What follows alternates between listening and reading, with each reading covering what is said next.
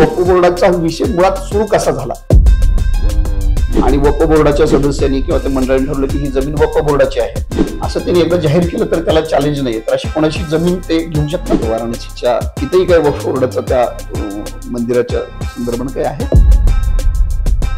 महाराष्ट्रामध्ये मेजर तुमच्यापर्यंत आता जी काही माहिती आली त्याच्यात महाराष्ट्रात मेजर प्रॉब्लेम कुठं वाटतो. अशी कोणतीही गोष्ट आतमध्ये चालली आपल्या मंदिरामध्ये आपले गव्हर्नमेंटचे अधिकारी आले तर आपण त्यांना सोडणार नाही का. कुराणमध्ये कुठेही असं लिहिलेलं गेलेलं नाहीये की तुम्ही अल्लाह सोडून दुसऱ्या कोणाच्या तरी पुढे नतमस्तक व्हा. आणि रेल्वे रुळावरनं आपल्याला मजारी टाकलेल्या आणि त्याच्यावर काही चादरी टाकलेल्या दिसत. अरे काही नाही त्याच्या खाली, फेक आहेत त्या. मी दावे के साथ सांगते.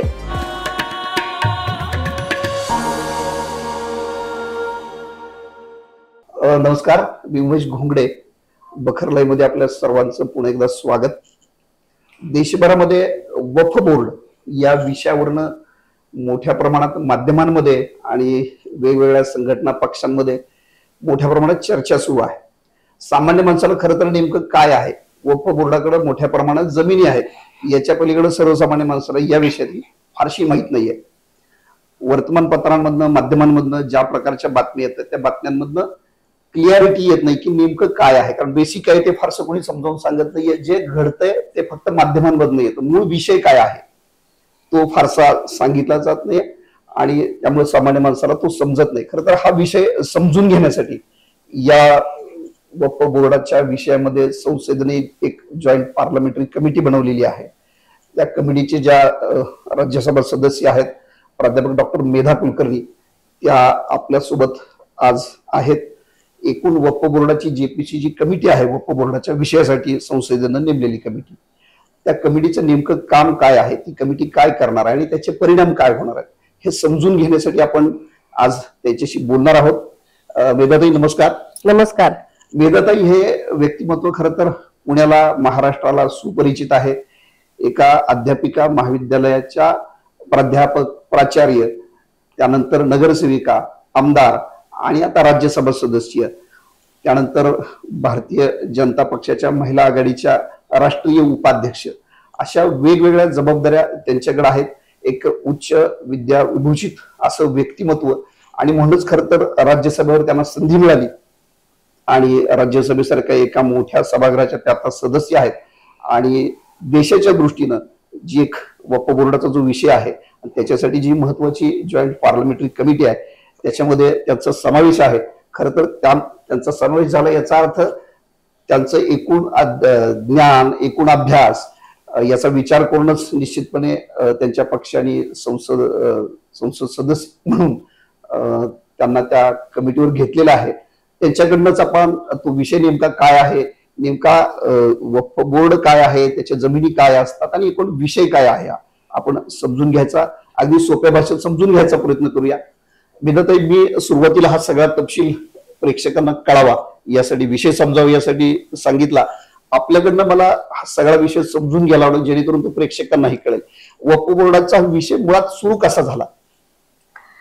सर्वप्रथम उमेशजी तुमचे आभार की तुम्ही हा अतिशय महत्वाचा आणि देशावर परिणाम करणारा हा विषय मांडण्यासाठी तुमच्या या लोकप्रिय चॅनलमध्ये मला बोलवलं, बखर लाईव्ह मध्ये, की जे खूप कमी अवधीमध्ये खूप प्रसिद्धी पावलेलं आहे आणि लोकांची मान्यता त्याला मिळालेली आहे. तर अशा या चॅनलच्या माध्यमातून हा विषय मला मांडायला आवडेल. तर वक्फ म्हणजे काय, तर वक्फ म्हणजे दान. शब्दाचा अगदी शब्दार्थ सांगायचा तर दान, जे की सगळ्याच समाजांमध्ये आणि सगळ्याच धर्मांमध्ये होतं. परंतु संविधानाच्या विपरीत गोष्टी झाल्या आहेत अशा की ज्या संविधानामध्ये कधीही डॉक्टर बाबासाहेब आंबेडकरांनी नमूद केल्या नव्हत्या.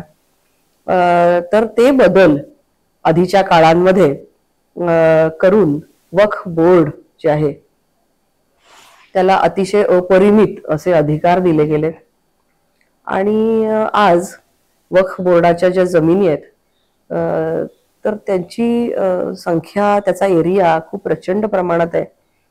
या विषयामध्ये काही इरेग्युलरिटी, काही दुजाभाव हा दिसून आल्यामुळे आपल्या गव्हर्नमेंटला असं वाटलं आणि अभ्यासांती अनेक लोकांशी अर्थातच त्याची चर्चा आधीही झाली होती आणि मग त्याचा एक मसुदा अमेंडमेंट बिलाचा हा तयार केला गेला आणि तो दोन्ही सभागृहांमध्ये, लोकसभेमध्ये आणि राज्यसभेमध्ये मांडला गेलाय. तर हा मांडल्यानंतर मग सगळ्या लोकांची एक कमिटी बनवून, म्हणजे प्रत्येकाच्या संख्याबळानुसार एनडीएची काही जण, काही इंडिया आघाडीची काही जण असे मिळून 31 सभासदांची एक जॉईंट पार्लमेंटरी कमिटी गठीत झाली आहे. आणि ही गठीत झालेली कमिटी ज्या काही सुधारणा सुचवल्यात, 40-44 सुधारणा ज्या आहेत, त्या सगळ्या सुधारणांचा उहापोह त्या मीटिंगमध्ये करते. जे कोणी स्टेक होल्डर्स आहेत त्या स्टेक होल्डर्सला विटनेस म्हणून बोलवलं जातं.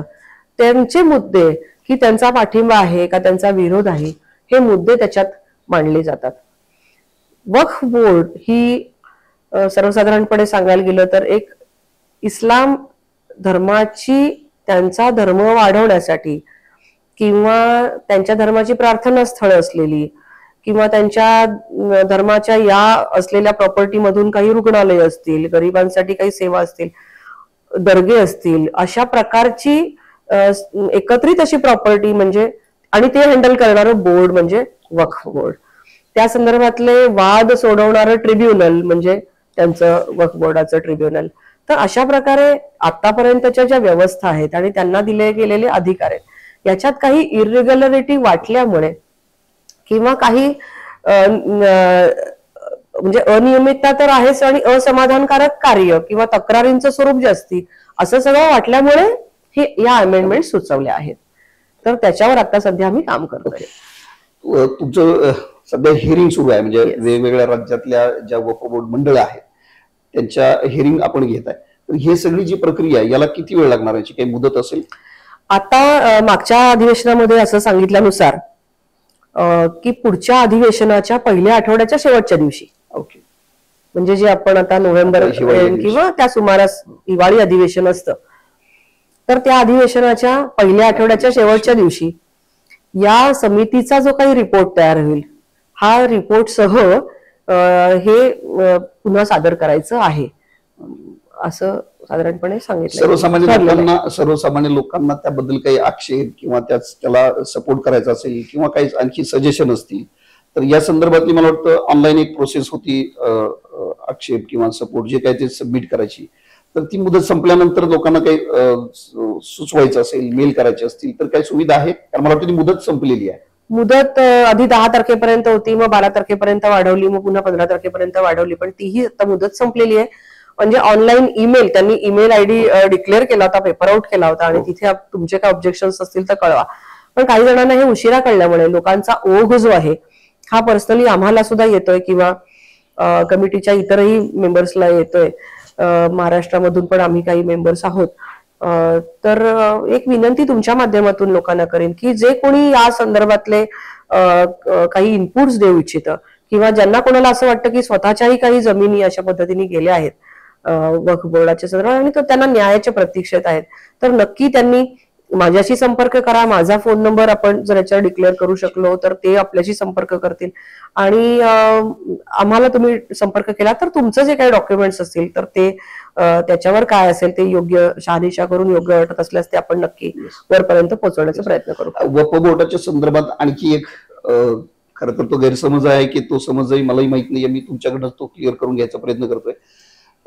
असं म्हटलं जातं की अमुक एक जमीन आहे आणि वक्फ बोर्डाच्या सदस्यांनी किंवा त्या मंडळाने ठरवलं की ही जमीन वक्फ बोर्डाची आहे असं त्यांनी एकदा जाहीर केलं तर त्याला चॅलेंज नाही. तर अशी कोणाशी जमीन ते घेऊ शकतात? झालेल्या केसेस अशा भयानक आहेत. या केसेस इतक्या भयानक आहेत आणि कुठेही न्याय मागायला जागा नाही. कारण न्याय ज्याच्याकडे मागणार, आता समजा तुमचा आणि माझा काही विवाद आहे तर न्यायाधीश तुम्ही किंवा मी असू शकत नाही ना. बरोबर. आपल्यापेक्षा कोणीतरी अधिकारी व्यक्ती की ज्याला त्याच्यातले अधिकार पण आहेत आणि ज्ञान पण आहे आणि रिसोर्सेस पण आहेत अशी पाहिजे. आपल्या ज्युडिशरीमध्ये जाताच येत नाही, आपलेच करतात या विषयामध्ये. तर वक्फ बोर्डाच्या ट्रिब्युनल कडेच आपल्याला जावं लागतं. आणि इतक्या लोकांच्या जमिनी झाल्यात. बर, एखाद्या प्रॉपर्टीवर, तुमच्या एखाद्या प्रॉपर्टीवर कोणीतरी दावा लावला तर तुम्हाला त्याची नोटीस तरी प्राप्त होते कायद्यानुसार. पण वक्फ बोर्ड जेव्हा एखादी प्रॉपर्टी क्लेम करतं, कितीतरी प्रॉपर्टी आता आपण ऐकतोय की तामिळनाडू मधली गावच्या गावं क्लेम केली, आपल्या सुद्धा पुण्यातल्या पेठा या वक्फ बोर्डाने क्लेम. म्हणजे हे काय आहे?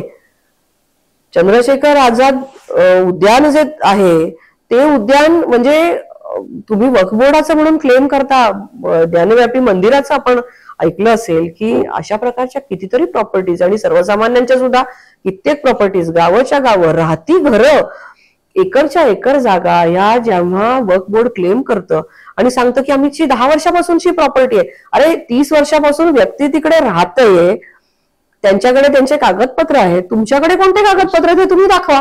ओके, म्हणजे एखाद्या प्रॉपर्टीवरती वक्फ बोर्डाने क्लेम केला तर त्या व्यक्तीला नोटीस सुद्धा जात नाही आणि त्याला दावाच म्हणजे दादच मागायचा. अशा वेळेला त्याला कळणार कसं की हिडन काहीतरी अजेंडा चालू आहे, हे त्यांना तरी कळणार कसं? आणि मग कालांतराने जेव्हा काही फिजिकली ब्याद येते तेव्हा कळतं, आणि तेव्हा खूप उशीर झालाय असं हे सांगतात. म्हणजे हे इतकं क्रूरपणे चालू आहे. अशा केसमध्ये दाद पण त्यांच्याकडे मागितली जाते आणि आपली ज्युडिशरी तिकडे काही त्याला दादच मागायची नाही. ओके. आणि ह्या सगळ्या गोष्टीसाठी म्हणून आताच्या अमेंडमेंट मध्ये आपण जे बदल केलेत, ज्याला त्यांचं ऑब्जेक्शन आहे, बदल असे केलेत की कुठलीही गोष्ट जेव्हा विवाद निर्माण होतो तेव्हा गव्हर्नमेंटची कुठली तरी एक एजन्सी, आता या ठिकाणी आपण डिस्ट्रिक्ट मॅजिस्ट्रेट किंवा आपल्याकडे आपण कलेक्टर म्हणतो, जिल्हाधिकारी, त्या जिल्हाधिकाऱ्यांकडे हे गेलं पाहिजे. मग तो सर्वेअर आहे, तो सर्वे करेल, माहिती घेईल. तुम्हाला एखादी जागा घ्यायची असेल तर तुम्ही त्या जागेचा सर्च काढता, आपण सर्च काढतो. आपल्याला एखादी जागा, एखादा फ्लॅट घ्यायचा असेल तर त्याची ऑथेंटिसिटी आपण तपासतो की ती मूळ जागा ज्याच्यावर फ्लॅट्स तयार केले ती जागा त्या मालकाची आहे का, 7/12 असेल, प्रॉपर्टी कार्ड असेल, हे आपण चेक करतो आणि मग ते ट्रान्झॅक्शन होतं. त्यांच्याकडे कुठल्याही प्रकारचे कागदपत्र नसलेली, त्याच्यामध्ये फार भयानक असा शब्द वापरला जातो, वक्फ बाय युजर. मी तुम्हाला सांगते, आपण उत्तर प्रदेशचं उदाहरण घेतलं, उत्तर प्रदेशमध्ये 1 लाखापेक्षा जास्त, 1,21,000 एवढे वक्फ बाय युजर आहेत. वक्फ बाय डीड, ज्याला आपण डीड म्हणतो, आपण एखादी जागा विकत घेतली की आपण रजिस्ट्रेशन करतो, ते रजिस्टर करतो गव्हर्नमेंटकडे की ही जागा माझ्या नावावर, या नावावर होती आणि या नावावर आपण केली, डीड करतो आपण. तर वक्फ बाय डीड किती आहे तर 8,600. आणि वक्फ अलाल औलाद म्हणजे समजा कोणी एक पतीचं निधन झाल्यानंतर पत्नीकडनं किंवा अन्यकडनं ती घेऊन, ते पण एक चुकीचं आहे, त्याच्यावर एक वेगळा मुद्दा होऊ शकतो. तर त्या प्रकारच्या प्रॉपर्टीज ज्या आहेत त्या 1,900 आणि समथिंग पुढे ऑड नंबर असेल, तर म्हणजे 8,600, 1,900 वगळता बाकी सगळ्या वक्फ बाय डीड आहेत. मग या जर का तुम्ही 1,000-1,200 प्रॉपर्टी वगळल्या, 1,000-12,000 प्रॉपर्टी, तर 1.25 लाख प्रॉपर्टीज या फक्त वक्फ बाय युजर आहेत, ज्याचा कुठेही थांग पत्ता नाही. मग आम्ही म्हणतो की तुम्ही का बरं डीड केल्या नाही? वक्फ बाय युजर म्हणजे मी फक्त म्हणजे माझ्या माहिती, वक्फ बाय युजर म्हणजे यूज करतोय, आम्ही यूज करतोय. मी क्लेम करणार की हे जिथं आपण बसलोय ती प्रॉपर्टी माझी आहे. ओके. आम्ही क्लेम करणार. पण तो प्रत्यक्षात त्याचा जो काही हे आहे, कुठले डॉक्युमेंट काहीच नाही. आता समजा मला 2 प्रश्न विचारायचे. ह्या सगळ्या उच्चभ्रू म्हणजे आता ह्याच्यामध्ये वक्फ पहिल्यांदा ही गोष्ट आली ती ज्याच्याकडे भारताने नंतर दुर्लक्ष केलं होतं किंवा हिंदू समाजाने दुर्लक्ष केलं होतं, कारण असं वाटलं होतं की शिया आणि सुन्नींमधल्या या गोष्टी आहेत डिव्हिजनच्या आणि अशा प्रकारच्या या वक्फ बोर्डाच्या गोष्टी आहेत. पण तेवढं नाहीये, हे वाईड आहे त्याचा अँगल, पण आपण त्याच्याकडे नाही, हे आपण दुर्लक्षित केलं होतं. पण समजा एखादी प्रॉपर्टी एखाद्या मुस्लिमांनी, या लोकांनी प्रॉपर्टीज दिल्यात का, मी विचारलं की तुम्ही प्रॉपर्टी किती दिल्यात, तुम्ही प्रॉपर्टी किती दिली, आम्ही काही वक्फ नाही केलेलं. अरे तुम्ही वक्फ नाही केलं, इकडे सच्चर कमिटी किंवा अन्य तुमचे अहवाल सांगतात की भारतातल्या मुस्लिमांची संख्या किंवा एकंदरीतच भारतातल्या दलितांपेक्षा मुस्लिम दलितांची संख्या वाईट आहे, भारतातल्या ओबीसींपेक्षा म्हणजे हिंदू ओबीसींपेक्षा मुस्लिम ओबीसींची संख्या वाईट आहे. वर्षानुवर्ष काँग्रेसच्या काळामध्ये कुठेही त्यांच्या प्रगतीचे मार्ग त्यांच्यासाठी ओपन केले नाहीत. आज सुद्धा मोदीजींनी त्यांना अनेक वेगवेगळ्या प्रकारचे लाभ दिले, आज त्यांना घरं दिली, आज त्यांना मुद्रा लोन दिलं, आज त्यांना विश्वकर्मा योजनेचा लाभ दिला, आणि हे सगळेजण लाभार्थी आहेत. हे सगळेजण लाभार्थी का ठरले? कारण यांना गरज होती, यांच्याकडे स्वतःची प्रॉपर्टी नव्हती, म्हणून ते आवास योजनेसाठी लाभार्थीच्या पात्रतेच्या यादीत बसले. आज त्यांना मोदीजी सगळं देत आहेत, पण ते पात्रतेच्या यादीत बसतात, याचाच अर्थ ते वक्फ करण्याच्या यादीत नाहीयेत. त्यांना स्वतःकडेच घर नाही तर ते प्रॉपर्टी कुठली दान करणार आहेत? तर त्यांनी दान नाही केली, ह्या लोकांनी दान नाही केली, मग केली कोणी? हिंदूंची प्रॉपर्टी आहे ही सगळी जी हजारो पण नाही, लाखो एकर जागा, 9 लाख एकर जागा सुमारे आहे, एवढी जागा ही कोणाची जागा आहे?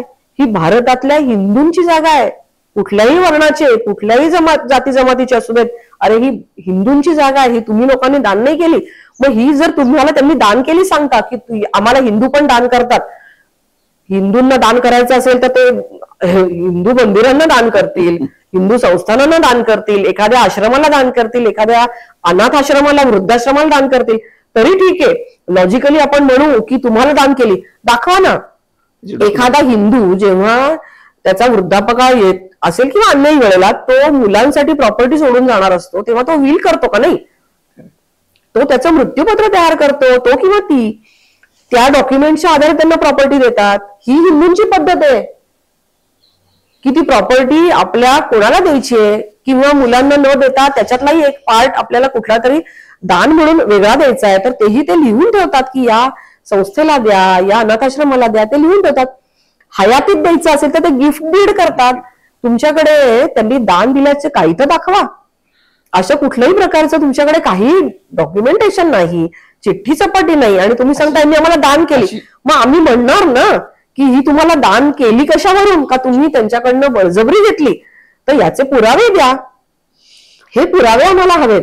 आणि म्हणून आम्ही म्हणतो की जुन्याही काही गोष्टी असतील, एखाद्या बिचाऱ्या समजा कोणी मागासवर्गीय आहे आणि त्याच्या त्या वेळच्या त्या पिढीतल्या व्यक्तीला समजा तेवढं धैर्य नसेल एकवटलेलं किंवा तेवढं ज्ञान नसेल कसं भांडायचं, बिचारे अशिक्षित असतील, पण पुढच्या पिढीला हे वाटलं की बाबा आता मी नाही शिकले, माझे वडील नाही शिकले, पण मी शिकले, माझ्याकडे पुरावे आहेत आणि मी याच्यावर न्याय मागून, तर का त्याला न्याय मागण्याचा अधिकार नसावा?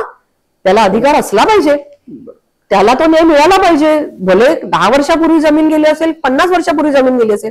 एक प्रश्न इथे उपस्थित होतो, ते म्हणतात जुन्या जमिनी, जुन्या आमच्या पुरखों की आ रही है जमीने और शाहजहान ने बनवाया था और ये इसने बनवाया था. अरे तेव्हाचा काळ सोडून द्या. 50 साली डॉक्टर बाबासाहेब आंबेडकरांनी संविधान आणलं, 54 सालापासून आमच्या सगळ्या बाकीचे डॉक्युमेंटेशनच्या मेथड्स डेव्हलप झाल्या, तर या मेथड्स नुसार तुम्हाला त्याच्यानंतरचे ते डॉक्युमेंट दाखवता आले पाहिजेत. स्वातंत्र्योत्तरच्या काळामध्ये जेव्हा वक्फ जमिनी किती याचं अनालिसिस केलं गेलं तेव्हा 35,000 जमिनी होत्या. क्वांटिटी वाईज सांगते, एरिया वाईज नाही, नंबर 35,000 प्रॉपर्टीज होत्या. आणि नंतरच्या काळामध्ये त्या अचानकपणे 10 lakh properties, approximately 10 lakh properties तुमच्या झाल्यात.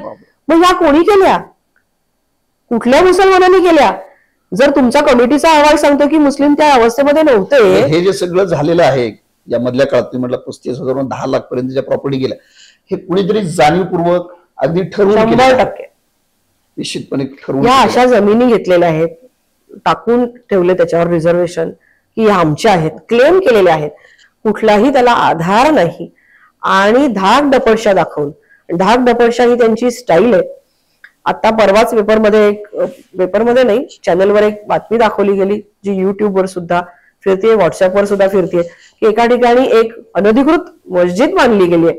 आणि ती अनधिकृत मस्जिद असल्यामुळे तिथल्या महानगरपालिकेचे अधिकारी तिथे कारवाई करण्यासाठी आले, तर त्या कारवाईला हाणून पाडण्यासाठी अनेक ठिकाणाहून हजारो मुस्लिम तिथे आले एकत्र आणि त्यांनी त्यांना परतवून लावलं. ही स्टाईल आहे.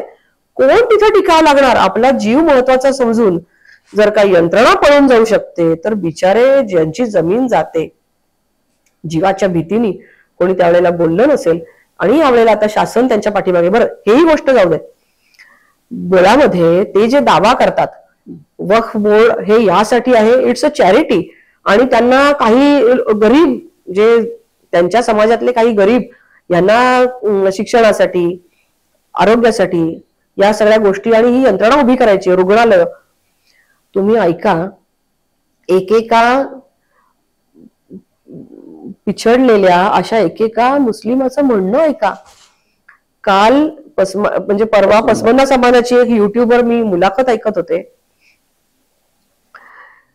अक्षरशः भावनेनी व्याकुळ होऊन ते बोलत होते की आम्हाला आमच्याच लोकांनी तुच्छ समजलंय, आमच्यासाठी कुठल्याही प्रकारची यंत्रणा याच्यामध्ये उपलब्ध नाही. आज जे काही मी शिक्षण घेतलं असेल ते मी भारतामुळे घेतलंय, आणि भारतातल्या योजनांचा फायदा आजही आमच्या घरच्यांना मिळतोय. वक्फ बोर्डाचे आम्ही व्हिक्टीम आहोत. ओके, असे पसमंदा मुस्लिम सांगतात, असे ते लोक सांगतायत. इव्हन सुफी लोक आले होते. सुफी लोकांनी पण सांगितलं की अरे आम्हाला काही मिळालेलं नाही याच्यातून, उलट आमच्याकडनं हे पैसे घेतात आणि आम्हाला कुठल्याही प्रकारच्या सुविधा दिल्या जात नाहीत. मग ह्या पद्धतीने जर काम होत असेल की तुमच्यातल्याच काही लोकांना जर तुम्ही वेगळ्या प्रकारची वागणूक देत असाल तर तुम्ही एवढ्या प्रॉपर्टी बळकावून त्याचं करताय काय, त्याचा मिसयूज होतोय, हा काही लोकांनी स्वतःकडे घेऊन ठेवलाय, त्याचं कमर्शियलायझेशन झालंय, त्या इन्कम सोर्सचा दुरुपयोग होतोय आणि हे बलाढ्य झालेत. आणि त्यांच्यातले जे मुस्लिम आहेत, जे पिछडलेले आहेत, जे वंचित आहेत, त्यांच्यासाठी कुठलंही काम बोर्ड करत नाहीये. म्हणून अशाही प्रकारची तरतूद आत्ताच्या अमेंडमेंटमध्ये करण्यात आलेली आहे की यांच्यासाठी सुद्धा त्याच्यामध्ये काही रिझर्व्ड जागा राहाव्यात. आगाखानी असतील, पसमंदा समाजाची असतील तर यांच्यासाठी सुद्धा त्याच्यामध्ये काही महिला असतील तर याच्यामध्ये सुद्धा त्या बोर्डावर यांचा सुद्धा समावेश असावा, जेणेकरून त्यांना. मी महाराष्ट्राच्या संदर्भानं विचारणार एक 2-3 माझ्या शंका आहेत. त्या वक्फ बोर्डच्या जसं तुम्ही आता उत्तर प्रदेशातली काही आकडेवारी सांगितली तशी महाराष्ट्रातली साधारणपणे किती असू शकेल, म्हणजे परफेक्ट नसेल तरी चालेल, पण महाराष्ट्रात अशा पद्धतीनं किती जागा असेल? महाराष्ट्रातली आकडेवारी गोळा करणं चालू आहे आमचं. महाराष्ट्रामध्ये आता कमिटीचा दौरा पण येतोय 26 तारखेला. मुंबई वक्फ बोर्डाच्या भेटी आहेत, त्यांची भेट होईल. कदाचित महाराष्ट्र वक्फ बोर्डाची पण भेट होईल. म्हणजे महाराष्ट्रातलं जे हेरिंग आहे थोडक्यात त्यांचं म्हणणं ऐकून घेण्याची काय प्रोसेस की मुंबईत आता महाराष्ट्राची मुंबईत होईल पुढच्या 26 तारखेला. एक उदाहरण सांगते फक्त. देवगिरी प्रांत याचं जर आपण आता आपण त्याला संभाजीनगर औरंगाबाद म्हणजे औरंगाबादचं बदलून आपण संभाजीनगर केलं, तो साधारणपणे तो प्रांत. तर ते किल्ले, तिथे गड किल्ले, सगळे गड किल्ले हे ASIच्या अंतर्गत आहेत. तसेच ते पण आहेत संरक्षित क्षेत्र म्हणून आहेत. त्याच्या आतमध्ये छोट्या छोट्या वजारी असतील, काही असतील तर त्याचा एरिया वाढवत वाढवत मग ही आमची जमीन म्हणजे किल्ला ASIच्या नावावर आणि मग आर्किओलॉजिकल सर्व्हे ऑफ इंडियाच्या नावावर, आणि तुम्ही आतमध्ये वक्फ बोर्डाच्या जागा करता. बरं, बघायला ASIचे लोक गेले असतील किंवा अन्य लोक गेले असतील तर आतमध्ये जे मदरसे चालू असतात किंवा सुरक्षिततेच्या कारणास्तव परवानगी नाही. अरे कुणाची सुरक्षितता? तुमच्याकडे शासकीय लोक येत आहेत, त्यांना सुद्धा सोडायचं आणि त्यांना तुम्ही आत सोडत नाही. असं चाललंय का आतमध्ये? अशी कोणतीही गोष्ट आतमध्ये चालली, आपल्या मंदिरामध्ये आपले गव्हर्नमेंटचे अधिकारी आले तर आपण त्यांना सोडणार नाही का? आपण त्यांना पाहणी करायला मज्जाव करू का? अशी कोणतीही गोष्ट आपल्या मंदिरांमध्ये चालत नाही, पण त्यांच्याकडे चालते. बरं, दुसरी गोष्ट, इस्लाममध्ये कुराणमध्ये कुठेही असं लिहिलेलं गेलेलं नाहीये की तुम्ही अल्लाह सोडून दुसऱ्या कोणाच्या तरी पुढे नतमस्तक व्हा. ते लोक तुमच्या म्हणजे आपण जसं आईच्या पाया पडतो किंवा कोणा ज्येष्ठाच्या पाया पडतो तर तसे ते लोक कोणापुढे इबादत देणार नाहीत. मग मजारी कशाला म्हणतात? मजारी त्यांच्या कुठल्या धर्माच्या याच्यात बसतं? कशात बसतं सांगा? आणि आता मजारी ज्या झाल्या त्या रस्त्याच्या कडेला, रेल्वे स्टेशनच्या रेल्वे रुळाच्या कचऱ्यात स्लम आहे आणि रेल्वे रुळावरनं आपल्याला मजारी टाकलेल्या आणि त्याच्यावर काही चादरी टाकलेल्या दिसतात. अरे काही नाही त्याच्या खाली, फेक आहेत त्या. मी दावे के साथ सांगते, मी चॅलेंज देते याच्यामध्ये. आपण हा विचार करूया लॉजिकली की आपल्या समजा इतरही कुठल्या धर्मातले जेव्हा पुण्यात्मे देहावसान होतं त्यांचं तेव्हा आपण स्मारक बांधतो, ठीक आहे, पण त्यांच्याकडे ते अलाउडच नाहीये. मोठे मोठे राजे रजवाडे होऊन गेले, त्यांच्याही घरच्यांच्या त्यांनी हे मानले नाहीयेत, ते कच्चच ठेवलंय. कारण त्यांच्या दृष्टीने एका शिवाय दुसऱ्या कोणालाही आम्ही मानतच नाही आणि त्यांच्या पुढे आम्ही नतमस्तक होतच नाही. मग हे काय आहे? आणि इथे सगळीकडे ते फक्त त्यांनी क्लेम केलेत की ह्या जागा आमच्या आहेत. अशा कुठल्याही मजारी या त्यांच्या धर्मात खरं तर लागू होत नाहीत, पण त्यांनी माहिती नाही सोयीस्करपणे आपल्या धर्माचा वापर करतात आणि सोयीस्करपणे टाळतात. या सगळ्या मजारी ह्या चौकामध्ये, कोपऱ्यात, रस्त्याच्या कडेला कोणी, मला नाही वाटत की आपल्या घरातलं कोणी गेल्यानंतर कोणी रस्त्याच्या कडेला त्यांना पुरेल. रस्त्याच्या कडेला, झोपडपट्टीच्या कडेला, रेल्वे रुळाच्या कडेला त्यांना पुरलं जाईल आणि मग तिथे त्यांचं स्मारक केलं जाईल, हे मला तरी नाही वाटत. हे कुठल्याही तथ्यात बसत नाही, लॉजिक मध्ये बसत नाही, श्रद्धेत बसत नाही. त्यांच्या जे काही पॅटर्न दिलंय इस्लाम आणि कुराणचं त्याच्यात बसत नाही. हे फक्त बळकावण्याच्या धोरणात बसतं. त्या पद्धतीने त्यांनी त्या जागा बळकावलेल्या असा माझा दावा आहे. महाराष्ट्रामध्ये अनेक किल्ल्यांवरती गेल्याच 2 महिन्यापूर्वी कोल्हापूरला जे झालं आपण बघितलं, आणि रायगडापासून अनेक किल्ल्यांवरती अशा पद्धतीचे दर्गे, मशिदी, आणि तिथं सुद्धा हाच प्रॉब्लेम जो कदाचित तुमच्या या हिअरिंग मध्ये तो विषय येईल की नाही मला माहित नाही, पण महाराष्ट्रातल्या प्रमुख किल्ल्यांवरती हा प्रकार गेल्या काही वर्षात तो उघडकीस आलेला आहे. त्याच्यावरती राज्य सरकार म्हणून काही एक भूमिका घेतलेली आहे, मात्र कायमस्वरूपी काय त्याच्या उपाययोजना आतापर्यंत झालेली दिसत नाही. तर त्याच्यामध्ये तुमच्या या कमिटीत त्याचा किती विचार होईल माहित नाहीये. नाही, हे मुद्दे निघतात आतमधलं मला सांगायला परवानगी नाही म्हणून आतमधल्या काही गोष्टी सांगत नाही, मी त्या सोडून सांगते. येस. तर हे मुद्दे म्हणजे या अमेंडमेंटमध्येच महत्वाच्या गोष्टी आहेत की ज्या ज्या गोष्टी तथ्याला धरून नाहीत आणि त्याच्याबद्दल काही वाद आहेत, या वादांची शहानिशा झाली पाहिजे. मला कित्येक लोक येऊन भेटतात, बनेश्वरचे लोक येऊन भेटले, आणखीनही वेगवेगळे लोक येऊन भेटतात. त्यांनी त्यांची डॉक्युमेंट्स माझ्याकडे दिलेली आहेत आणि या सगळ्याची शहानिशा व्हावी हेच त्यांचं म्हणणं आहे. आज एक उठवलं जातं की सगळ्या मशिदी सगळे दर्गे आमचे जप्त करणार, तर नाही, कुठेही आपल्या अमेंडमेंट मध्ये असं लिहिलेलं नाहीये की सगळ्या जमिनी आणि सगळ्या मस्जिदी ज्या आहेत, सगळे दर्गे हे जप्त होणार आणि सरकार जमा होणार. असं कुठलंही धोरण, असा कुठलाही बदल आणि अशी कुठलीही सुधारणा ही या अमेंडमेंट बिलामध्ये दिलेली नाही. एवढंच लिहिलेलं आहे की जे काही वाद असतील किंवा ज्या काही जमिनी असतील त्याचं डॉक्युमेंटेशन झालं पाहिजे. ज्याला तथ्य आहे त्याचं डॉक्युमेंटेशन झाल्यानंतर उलट आणखीन कोणता आलोन बळकट ज्याला आपण करणं म्हणतो ते होईल. आणि ज्याच्यामध्ये वाद असतील आणि त्या वादांमध्ये तथ्य सापडेल त्याच्यामध्ये न्यायनिवाडाही झालाच पाहिजे.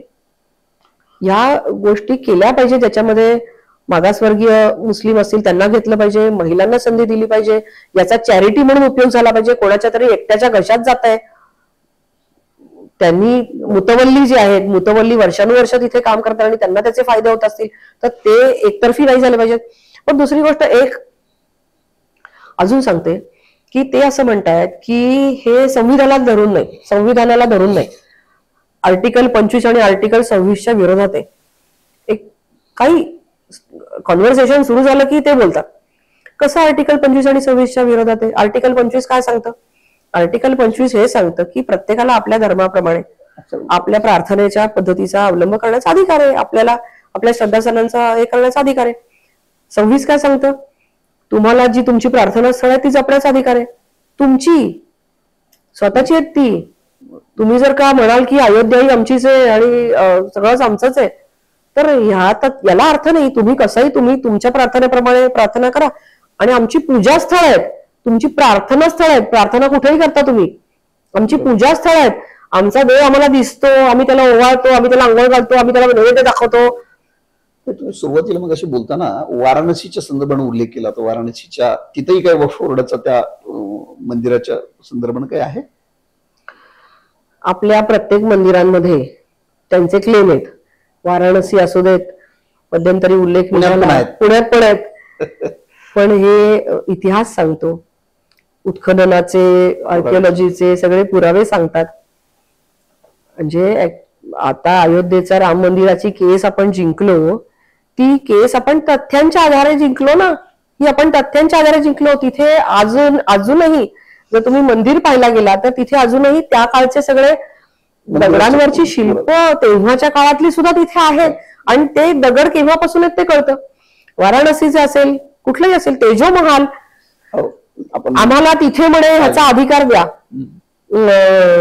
प्रार्थना करण्याचा, म्हणजे आम्हाला तिथे ओंकार आणि रुद्र करण्याचा आधी द्या अधिकार. शनिवारवाड्यामध्ये माघी गणेश उत्सव होत होता, आता गणेश उत्सव होत नाही कारण आर्किओलॉजिकल डिपार्टमेंटच्या हातात आहे आणि आम्हाला सांगितलं की आम्ही ऐकतो, तुम्हाला सांगितलं की तुम्ही ऐकत नाही. तिथे पेशव्यांच्या काळापासून चालूच होतं ना, गणेशोत्सव चालू होता जेव्हापासून आहे, चॅम्बर केला तेव्हापासून तो बंद झाला. पण आपण हिंदू सहिष्णू आहोत, आपण ऐकतो, आपण नियम पाळणारे आहोत, म्हणून आपण अग्र धरत नाही. म्हणजे काय आपला हक्क नाहीये तिथे असं आहे? अगदी खरं. आता तुम्ही या सगळ्या कमिटीत काम करताना तुमचा एकूण वक्फ बोर्ड, मुस्लिमांच्या चाली परंपरा याचा खूप अभ्यास झालेला तुमच्या बोलण्यावरून दिसतोय. करते. तर मला महाराष्ट्राबद्दल एक दोन प्रश्न विचारायला आवडतो. महाराष्ट्रात खरंच काय, मगाशी पण मी विचारला तो पुन्हा वेगळ्या पद्धतीने विचारतोय. आता तुम्ही म्हटलं तसं महाराष्ट्रातल्या वक्फ बोर्डाच्या संदर्भातलं हिअरिंग 26-27 मुंबईत असेल, तर महाराष्ट्रामध्ये मेजर तुमच्यापर्यंत आता जी काही माहिती आली त्याच्यात महाराष्ट्रात मेजर प्रॉब्लेम कुठं वाटतो? म्हणजे या पद्धतीच्या तक्रारीतला मेजर प्रॉब्लेम्स या अनधिकृतपणे बांधलेल्या मजारी विशेष करून गड किल्ल्यांवर हा आहे. आपली जी श्रद्धास्थानं आहेत ती बळकावण्याचा आहे. म्हणजे गड किल्ले ही आपली श्रद्धास्थान आहेत आणि आपली मंदिरं ही श्रद्धास्थान आहेत. तर या दोन्ही बाबतीत जास्ती करून आहे. आणि ठिकठिकाणी पेठा, गावं ही क्लेम केल्याची आहेत. विशेष करून गायरानं, रिकाम्या जागा दिसल्या की तिथे गायरानं, टेकड्या ह्या बऱ्याच प्रमाणात ह्या वक्फ बोर्डाच्या. मला आता नुकतंच एक डॉक्युमेंट मिळालंय, पुण्यातली 4000 एकरची जागा ही पेठां आणि इन्क्लुडिंग पेठांमध्ये, मी खरं तेच विचारणार होतो, त्याचं डॉक्युमेंट मला काही लोकांनी आणून दिलंय. तर ह्या जागा वक्फ बोर्डाच्या, अरे हे त्यांच्या अधीन कधी झालं? तर ह्या सगळ्या जागा जाणवतं बऱ्याच बोर्ड दिसतात. ह्या महाराष्ट्रातले हे किस्से आहेत. आणि महाराष्ट्र हा लढवय्यांचा आहे आणि आपण त्या जागा पुन्हा मिळवू. आपल्या लोकांच्या ज्या जागा आहेत त्या आपण त्यांना देऊच. पण मला आपल्या, म्हणजे जसं सावरकर असं म्हणाले होते की आपल्याला जास्ती भीती ही ह्या लोकांपासून नाहीये की जे हिंदू नाहीत, ह्या लोकांपासून आहे की जे हिंदू असूनही स्वतःचं स्वत्व त्यांचं ते वाक्य रचना वेगळी आहे, मी थोडी बदलून सांगते, स्वतःचं स्वत्व विसरून जे हिंदू आज करतायत त्यांच्यापासून जास्त भीती आहे. भारत आपला देश आहे. पूर्वापासून 14,000 वर्षांपूर्वीपासूनचा आपला ट्रेस, राखी गडी असेल, अन्य ठिकाणापासून जेवढी उत्खननं झाली आहेत तेव्हापासून आपण कोण आहोत, कसे आहोत, आपण इथलेच आहोत. आणि इथून तिकडे गेलोय. म्हणजे खोटी थिअरी जे सांगतात, टिळकांनी सुद्धा एका ठिकाणी लिहून ठेवलं की मी माझं पुस्तक लिहायला घाई केली आर्य इन्व्हेजनचं. तर आर्यांचं आतमध्ये येणं हे पुस्तक त्यांनी नंतर स्वतःच्याच पुस्तकाबद्दल खेद व्यक्त केला. कारण टिळकांनाही नंतर कळलं की आपण इथले आहोत आणि मग आपण ठिकठिकाणी गेलो. तर आपण ओरिजिनल इथे आहोत. कुठलाच धर्म आपल्या नंतर आहे, हे धर्मच नंतर निर्माण झालेत. एक प्रश्न उपस्थित होतो की जेव्हा इस्लाम धर्मच निर्माण झाला नव्हता, तो समजा 1400 वर्षापूर्वी निर्माण झाला आणि 1000 वर्षापूर्वी ते भारतात आले, तर त्याच्या पूर्वीच्या प्रॉपर्टी तुमच्या कशा असतील? तुम्ही तेव्हा नव्हतातच हो कोणी. खरं, अगदी खरं. तुम्ही नव्हतातच अस्तित्वात, तुमचा धर्मच अस्तित्वात जर नव्हता तर त्याच्या पूर्वीच्या प्रॉपर्टी तुमच्या कशा असतील? त्यामुळे केरळ असेल, तामिळनाडू सारखी गावं असतील, जुने जिथे हेरिटेज व्हॅल्यू असलेले सगळ्या जागा आणि गावाच्या गावं तुमची कशी क्लेम करता तुम्ही? आमची मंदिर आहेत. सर्वाधिक क्लेम आहे तो उत्तर प्रदेश आणि तामिळनाडू दिसते तुमच्या सांगण्यावरून. आम्हाला कळलेल्या माहितीनुसार महाराष्ट्रातली माहिती मिळती अजून, ती मिळेलच. परंतु सगळीच राज्य जी आहेत त्यांनी सतर्क होण्याची आवश्यकता आहे. आणि आपण हिंदू लोक सहिष्णू आहेत. हिंदूंपासून घाबरण्याची आवश्यकता कोणालाच नाही. जरी कायदा आला तरी आपण कायद्याच्या बाहेर काही दुसऱ्या कोणाची असली तरी सुद्धा ते आपण मागतोय असं हिंदू कधीच करत नाहीत. असं हिंदू कधीही करत नाहीत. त्यामुळे जी त्यांची असेल ती त्यांना नक्कीच मिळेल. जी कोणा सामान्य माणसाची असेल, जी आपल्या कुठल्या श्रद्धास्थानाची प्रॉपर्टी असेल आणि जर ती चुकीची क्लेम झाली असेल तर ती चुकीची क्लेम झाली असेल तर त्याच्यावर नक्की न्याय काढायला पाहिजे. आणि दुसरं म्हणजे जी त्यांची आहे, वक्फ बोर्डाची आहे, त्या बोर्डाच्या त्या प्रॉपर्टीचा उपयोग सर्व प्रकारच्या मुस्लिमांना झाला पाहिजे. त्याच्यामधून रुग्णालय तयार झाली पाहिजे, त्याच्यामधून वेगवेगळी कॉलेजेस तयार झाली पाहिजेत, त्याच्यात शिक्षण झालं पाहिजे लोकांचं, ते पुढे आले पाहिजे, त्यांचं लिव्हिबिलिटी वाढली पाहिजे, त्यांना पुढे येण्याचा अधिकार आहे. तर ह्या सगळ्या सुखसोयी त्यांना मिळाल्या पाहिजेत. याच्यासाठी त्या प्रॉपर्टीचा उपयोग झाला पाहिजे. यासाठीचे म्हणून हे बदल आहेत. याला सपोर्ट करावा असं तुमच्या माध्यमातून माझं आवाहन आहे सगळ्यांना. खूप धन्यवाद. खरं तर एका मोठ्या राष्ट्रीय कामाच्या त्या कमिटीवरती, जेपीसी वरती काम करायची संधी तुम्हाला मिळाली आणि तुमच्या एकूण आता तुम्ही जे काही अर्ध्या तासात विवेचन केलं, जे काही आम्हाला तो समजावून विषय सांगितला, तर खरोखरच त्या कमिटीवरती खरोखरच एक चांगल्या व्यक्तीला, ज्यांचा खरोखर त्यातला अभ्यास आहे आणि एका त्या विषयातली आत्मीयता आहे, अशा संसद सदस्यांना त्या कमिटीत घेतल्यामुळे हा विषय आपल्याला समजला आणि महाराष्ट्राचं एका अर्थानं जेपीसी मध्ये नेतृत्वच त्या करतायत. आपण इथं आलात, हा सगळा विषय खूप समजावून सांगितलं. खूप खूप ताई मनापासून धन्यवाद. तुमचेही आभार. धन्यवाद.